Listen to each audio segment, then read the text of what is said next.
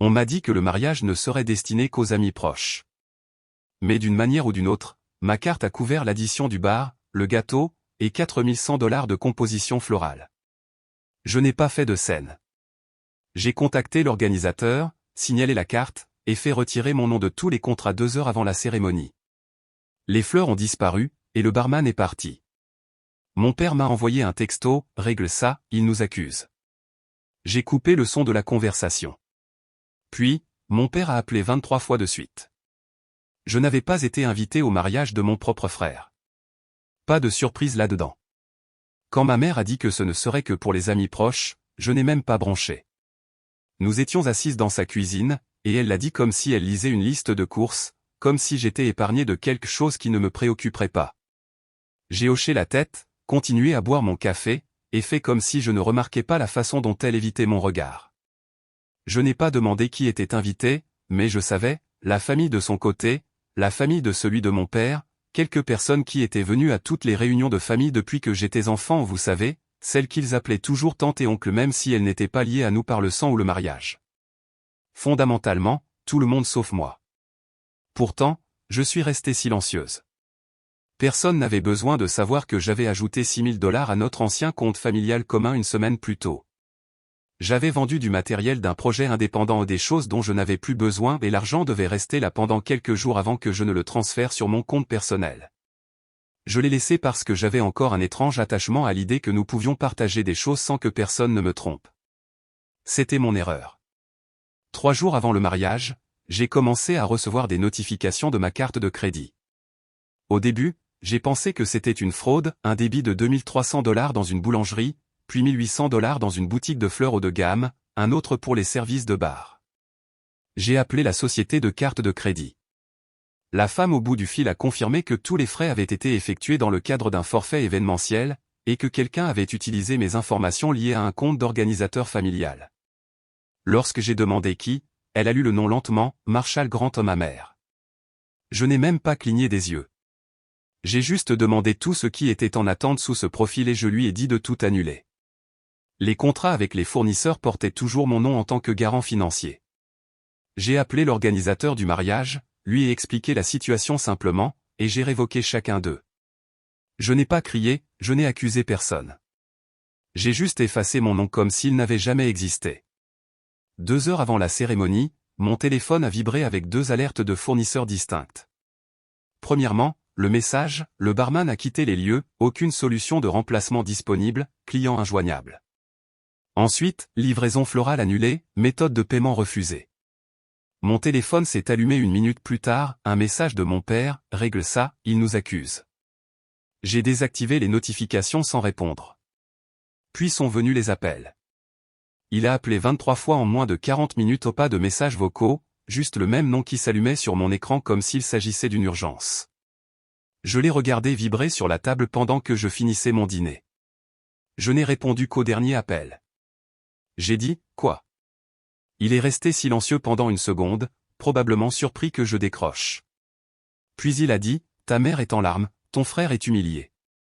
Tu trouves ça drôle? J'ai dit, je trouve ça approprié. Il a dit, tu règles ça, ou tu n'es plus de la famille. J'ai raccroché, bloqué le numéro, puis j'ai laissé le téléphone dans une autre pièce.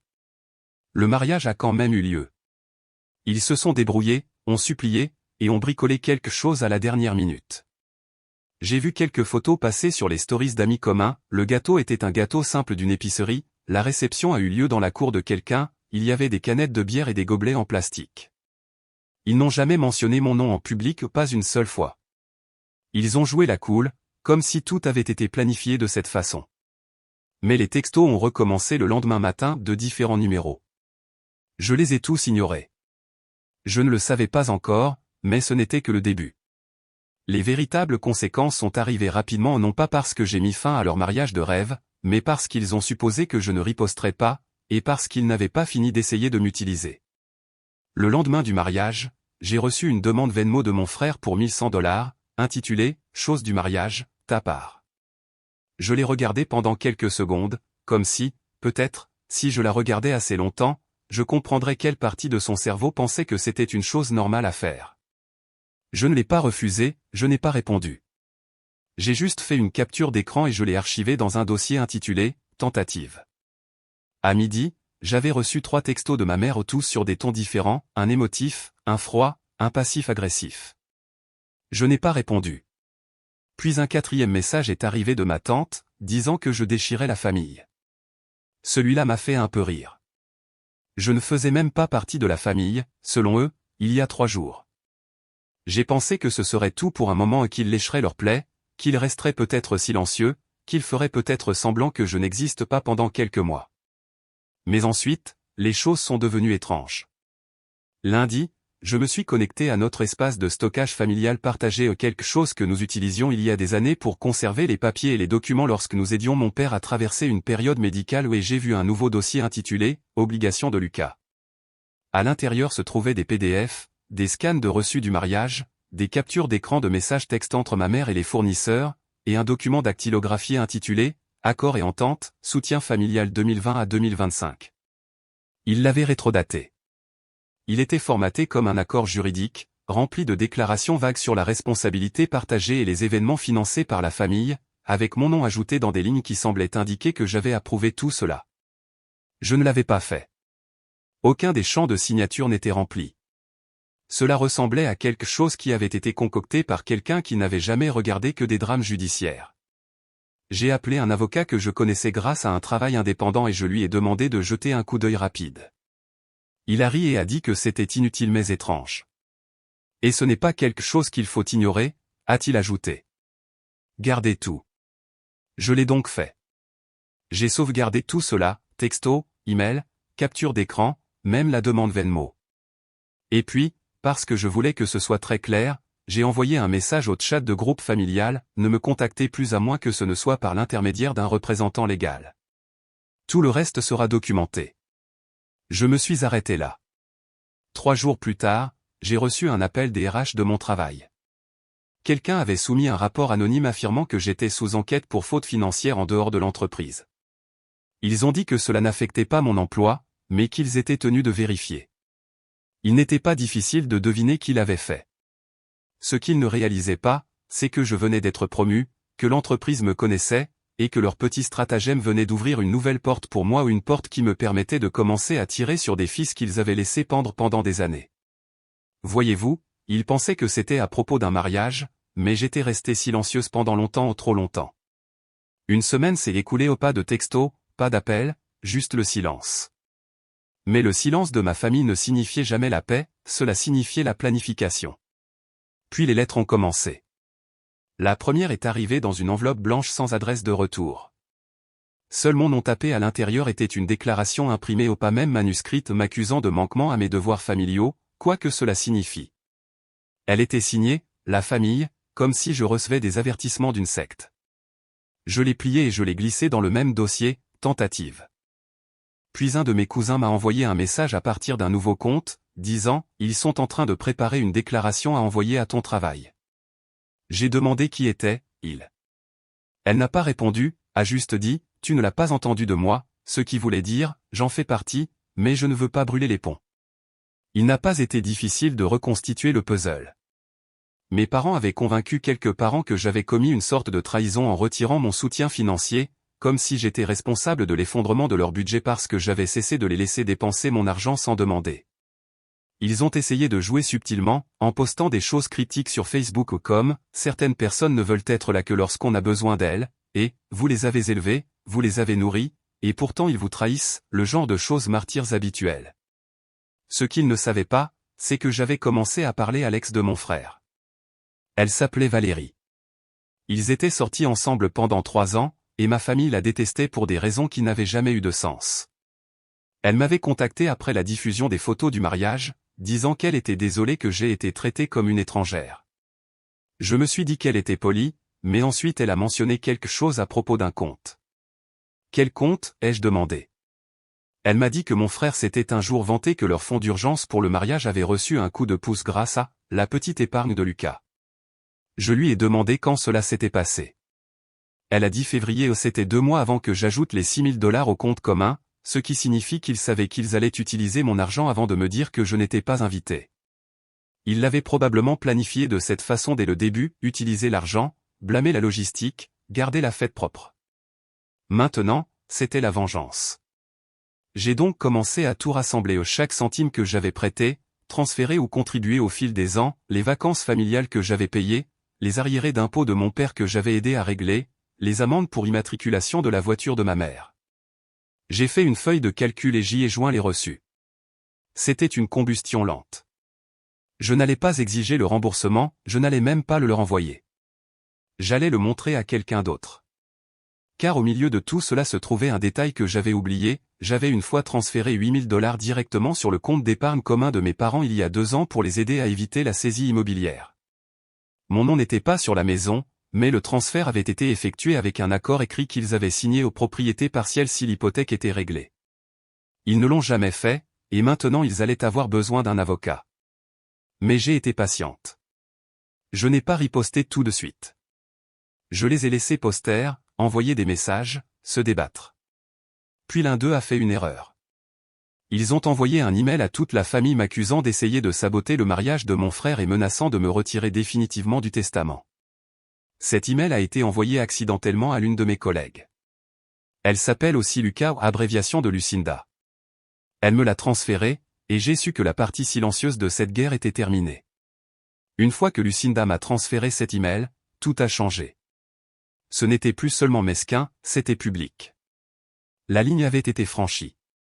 J'ai donc répondu au fil de l'email non pas émotionnellement, mais avec une capture d'écran montrant qu'il l'avait envoyé à la mauvaise personne. J'ai ajouté une phrase, « Vous feriez peut-être mieux d'être plus prudent. » Puis je n'ai plus rien fait pendant 2 jours. Ils sont restés silencieux après cela. Je pense qu'ils ont réalisé qu'ils avaient fait une erreur, mais ils ne savaient pas à quel point. Je n'ai rien entendu jusqu'à samedi soir, lorsque j'ai reçu un nouvel appel de Valérie. Cette fois, elle ne s'est pas embêtée avec des politesses. Elle m'a dit que mes parents avaient déposé quelque chose devant le tribunal des petites créances. Ils essaient de te poursuivre, a-t-elle dit, pour les dommages causés au mariage. J'ai honnêtement ri. Ils me poursuivaient pour avoir annulé des services que j'avais payés, pour un événement auquel je n'étais pas invité. Les documents n'étaient pas encore arrivés, mais je savais qu'ils allaient arriver. Ce qu'ils ne savaient pas, c'est que j'étais déjà allé plus loin. J'avais parlé à un vrai avocat. Je ne faisais plus que de la défense. Lundi matin, j'avais reçu une lettre officielle envoyée à mes parents par mon avocate. Elle détaillait tout, l'utilisation non autorisée de fonds, les faux documents, le harcèlement et l'utilisation abusive de mon nom sur des contrats financiers. Mais elle contenait aussi autre chose, l'accord de transfert de propriété. Mon avocate a demandé que les 8 000 $ originaux soient retournés immédiatement ou qu'un ajustement partiel du titre soit effectué pour refléter le soutien convenu. Pas de menace, juste une clarté juridique. Elle leur a donné 2 semaines. C'est là que tout a explosé. Tout d'abord, ma cousine amie est allée sur Facebook et a fait un long post sur les enfants ayant droit qui pensent qu'aider leurs parents fait d'eux des propriétaires. Puis mon oncle a posté un mème sur les narcissiques qui font semblant d'être des victimes. Je n'ai répondu à aucun de ces messages, Valérie non plus, bien qu'elle ait continué à m'envoyer des captures d'écran comme si nous construisions un album souvenir. Puis quelque chose d'inattendu s'est produit. J'ai reçu un texto de mon frère. Il disait simplement, je ne savais rien des 8 000 $. Ils m'ont dit que c'était un cadeau de l'épargne de maman. Je suis désolé. Je n'ai pas répondu au non pas parce que je ne le croyais pas, mais parce que cela ne changeait rien. Ils les avaient laissés m'utiliser, qu'ils connaissent les chiffres ou non. Il savait que je n'étais pas invité et n'a pas dit un mot. Ce genre de silence ne disparaît pas avec un seul texto. Le procès n'est jamais arrivé au tribunal. Mon avocate a déposé une notification préventive qui les a effrayés au point de reculer. Une semaine plus tard, j'ai reçu un message d'un numéro inconnu, « Ma mère, dis à ton avocate d'abandonner ça. Nous sommes une famille. » Je l'ai bloqué. La dernière fois que j'ai vu ma famille réunie, c'était sur une photo avec une balise d'une fête d'anniversaire pour un cousin éloigné. Ils avaient tous l'air fatigués. Mon père n'y était pas. J'ai appris plus tard qu'il avait déménagé dans un motel après une dispute avec ma mère au sujet de l'argent. Mon frère et sa nouvelle femme vivaient maintenant chez ses parents. Je n'ai pas souri, je ne me suis pas réjoui, mais j'ai gardé chaque capture d'écran, et je n'avais pas encore fini. Je n'avais rien entendu pendant environ un mois au pas de mai, pas de texto, pas de nouveaux frais ou de menaces. Pendant une seconde, Je me suis dit que c'était peut-être fini, pas pardonné, juste épuisé, comme s'il s'était brûlé en essayant de faire tourner l'histoire et avait finalement abandonné. Mais ensuite, quelque chose d'étrange s'est produit. Je suis allé retirer de l'argent sur l'un de mes anciens comptes bancaires et j'ai vu qu'il avait été bloqué au pas vide, bloqué. C'était un compte partagé que j'avais oublié, que j'utilisais il y a des années lorsque j'aidais mon père dans sa petite entreprise d'aménagement paysager. J'y avais laissé quelques milliers de dollars, complètement hors de mon radar jusqu'à ce jour. J'ai appelé la banque. Ils m'ont dit qu'il y avait eu une tentative signalée de transférer le solde total vers une nouvelle entité commerciale ou une SARL que je n'avais jamais entendue. Le compte avait été bloqué en raison d'une incohérence dans la signature d'autorisation. Le représentant m'a demandé si je connaissais quelqu'un qui s'appelait Craig Barrett. Je ne le connaissais pas, mais j'ai cherché le nom sur Google. C'était le nom d'un ami de longue date de mon père, un type qui avait fait des petits boulots avec lui de temps en temps. J'ai trouvé une SARL enregistrée au nom de Craig, déposée moins de 2 semaines plus tôt. Le nom de l'entreprise, Grand Family Enterprises, mon nom de famille. J'ai creusé plus profondément. La SARL utilisait l'adresse de mon père, et la demande indiquait un email de co-signataire financier. C'était le mien, pas un email professionnel réel, mais un faux, mon nom avec un numéro ajouté, hébergé sur un domaine jetable. Cela ressemblait suffisamment à la réalité pour passer inaperçu à moins que quelqu'un ne vérifie. Je l'ai montré à mon avocate. Elle est devenue très silencieuse. La falsification n'était pas seulement amateur, elle était criminelle. Nous avons déposé un rapport de fraude et soumis une demande de citation à comparaître des dossiers. Pendant ce temps, j'ai vérifié auprès d'autres institutions financières avec lesquelles j'avais eu des liens, au cas où. C'est là que j'ai trouvé une autre perle. Mon père avait essayé de co-signer un prêt en utilisant un ancien compte de placement que j'avais partiellement financé il y a des années. Le prêt n'avait pas abouti, il avait été refusé, mais la tentative était enregistrée. Il avait également utilisé un faux email pour cela, cette fois avec mon nom complet. Maintenant, je comprenais le silence soudain. Ils n'étaient pas restés silencieux, ils étaient juste passés dans l'ombre, agissant en douce, en mettant les choses en place, en espérant que je ne le remarquerais pas avant qu'il ne soit trop tard. Mais ils avaient sous-estimé à quel point j'avais pris l'habitude de les observer et combien de temps j'avais attendu pour prendre mes distances avec eux d'une manière dont ils ne pouvaient pas se remettre. J'ai tout intensifié. Une affaire de fraude complète a été déposée, les comptes bancaires ont été examinés, mon avocate a déposé une demande officielle de cessation et de désistement et a commencé à rassembler des éléments pour une éventuelle affaire civile. Je n'ai rien posté, je n'en ai même pas parlé à mes amis jusqu'à ce que Valérie m'envoie un autre message. Ma mère l'avait contacté, s'il te plaît, convainc Lucas d'arrêter ça. Il va détruire la famille. Valérie m'a envoyé des captures d'écran. Ils l'ont blâmé pour m'avoir donné du carburant, on dit qu'elle avait laissé l'amertume devenir du poison. Et puis le clou, ma mère a dit que si je ne reculais pas, elle irait voir la presse, nous avons encore des gens qui nous écoutent. C'est là que j'ai enfin réalisé que ce n'était plus du désespoir, c'était la guerre. Mais il s'était à nouveau trompé parce que je n'avais pas commencé tout cela par vengeance. J'avais commencé parce que je voulais m'en sortir. Maintenant, j'allais m'assurer que personne d'autre ne finirait par être mêlé à ce genre de pagaille, et j'avais plus de choses à révéler qu'il ne s'y attendait. Car, rangé dans un ancien fil de discussion par email que je n'avais pas regardé depuis des années, j'ai trouvé quelque chose, un ancien PDF, un contrat scanné entre mon père et un homme nommé Stuart Caldwell. Ma signature y figurait, mais je n'avais jamais rencontré Stuart Caldwell. Le PDF était enfoui dans un fil de discussion par email de 2021. Je ne l'aurais pas trouvé si je n'avais pas recherché mon nom avec d'anciens filtres que je n'utilisais plus. À l'époque, je signais un tas de papiers pour aider mon père à refinancer un prêt pour un camion de travail, à l'époque où je croyais encore à ces histoires sur ces tentatives de reconstruction. Le fichier était intitulé « Accord de service 2021, partenariat ». Je l'ai ouvert, en m'attendant à un ancien document que j'avais jeté un coup d'œil une fois et oublié. Mais le bloc de signature en bas portait mon nom complet, pas seulement tapé, scanné mes initiales sur chaque page. Mais je ne me souvenais pas de ce contrat, même pas vaguement. L'autre signature était celle de Stuart Caldwell. Je l'ai recherché. Ce n'était pas un type au hasard, c'était l'ancien propriétaire d'une société d'investissement immobilier qui avait fait faillite 2 ans auparavant sous le soupçon de fraude à un petit joueur, mais le nom figurait dans quelques articles. Il avait vendu la plupart de ses biens et avait disparu de la vue du public. Mais ce qui m'a arrêté net, c'est un article spécifique enfoui dans un journal local, l'ancien associé de Caldwell, Marcus Grant, a refusé de commenter. Marcus, oh mon père. J'ai rappelé mon avocate et je lui ai transmis le PDF. Elle a fait une recherche rapide. Ce n'était pas seulement un contrat de prêt ou un accord de service, c'était un enregistrement de partenariat à un accord qui donnait l'impression que j'avais autorisé l'utilisation de mon profil financier pour des entreprises immobilières conjointes, des entreprises qui ont fait faillite des mois plus tard. La piste était trouble, mais si quelqu'un creusait, mon nom figurait techniquement dans les dossiers en tant que petit actionnaire. Personne n'était venu frapper à la porte parce que l'effondrement avait été silencieux, interne.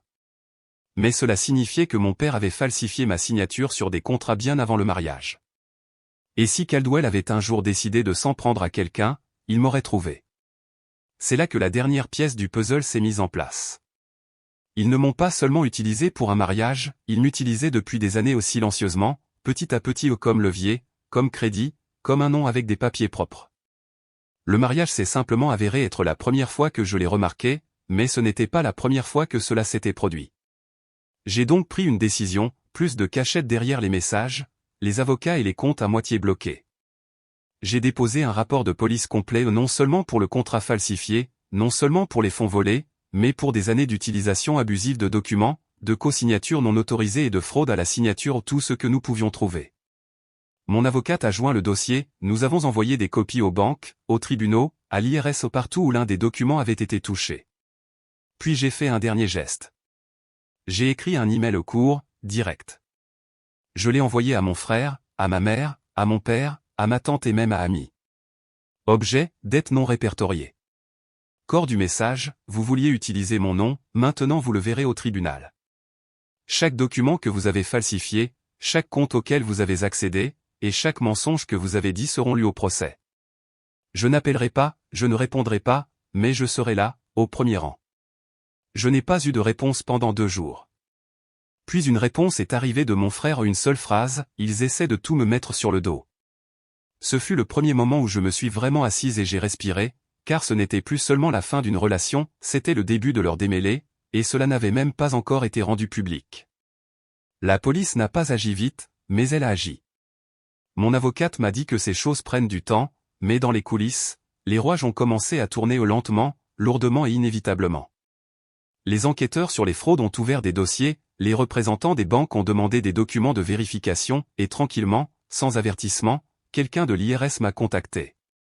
Apparemment, quelqu'un, probablement mon père, avait déposé des documents sous mon nom à plusieurs reprises au cours des dernières années, des amortissements de petites entreprises, des dépenses liées à Grant Family Enterprises, même des revenus provenant de contrats que je n'avais jamais touchés.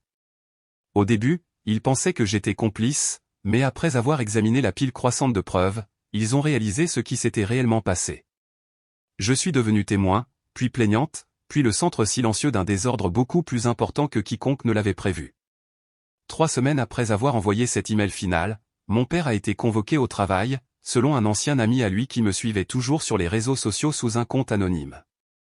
Étrangement, il a essayé de jouer la cool lorsque les papiers sont arrivés, a dit que c'était une formalité. Mais en moins de 48 heures, il avait vidé son compte personnel et avait disparu. Ma mère a suivi 2 jours plus tard. J'ai découvert qu'elle avait essayé d'encaisser un certificat de dépôt commun qui n'était pas à son nom ou le mien, en fait, créé lorsque j'avais 17 ans. La banque a bloqué la transaction puis m'a appelé. Tout s'est effondré à la fois. Mon frère a finalement craqué. Il m'a envoyé un long message paniqué aux pages de texte. Il a dit que papa avait quitté la ville, que maman disait qu'elle ne comprenait rien de tout cela et que tout était exagéré. Mais il a aussi admis autre chose, quelques mois avant le mariage, ils avaient utilisé mes informations pour obtenir un petit prêt personnel. Il ne savait pas que cela avait franchi les limites légales, a prétendu qu'il pensait que c'était préapprouvé ou quelque chose comme ça. Il m'a supplié de reconsidérer le dépôt de plainte, mais ce n'était plus moi qui déposais plainte. C'était hors de mes mains maintenant. L'État s'en est chargé. La fraude fiscale à elle seule suffisait à déclencher des procédures officielles. Les faux documents ont ajouté du poids, et lorsqu'ils ont examiné le transfert tenté via cette fausse SARL, la banque a donné une ventilation complète du nombre de fois où ils ont essayé d'utiliser des variations de mon nom, de mes comptes, et même de ma signature numérique. Mon père a perdu son emploi pas immédiatement, mais finalement. Le mot a circulé, un licenciement silencieux, aucune indemnité de départ. Ma mère a déménagé chez sa sœur en Oregon. À ma connaissance, elles ne se parlaient plus non plus. Et mon frère? Il a quitté la ville. Je ne sais pas où. Valérie m'a dit qu'il lui avait envoyé un message aussi, s'était excusé pour tout, avait dit qu'il ne s'attendait pas à ce que cela se termine de cette façon. Il lui a laissé une boîte de vieilles photos et une seule enveloppe sur laquelle mon nom était inscrit. À l'intérieur se trouvait un chèque tiré sur l'un de leurs anciens comptes. Il a été refusé. Je ne l'ai jamais déposé, j'ai juste sauvegardé l'image dans le fichier. Les gens s'attendent toujours à ce que la vengeance soit bruyante, explosive, cinématographique. Mais la mienne ne l'était pas. Je n'ai pas crié, je ne me suis pas présenté pour gâcher le moment de quelqu'un. J'ai simplement retiré mon nom, lentement, partout où il l'avait planté comme si j'arrachais des mauvaises herbes. La dernière étape a été de clôturer définitivement le compte commun. J'y ai laissé exactement $1 avant de le fermer, pas de mémo, pas de message, juste assez pour qu'il sache que j'avais le dernier mot. Quelques mois plus tard, quelqu'un m'a envoyé un email depuis un bureau immobilier en Floride. Ils ont demandé si je connaissais Marcus Grant, essayant de m'utiliser comme référence. J'ai dit non. C'était la dernière fois que quelqu'un m'a posé des questions sur ma famille, et honnêtement, j'espère que cela restera ainsi.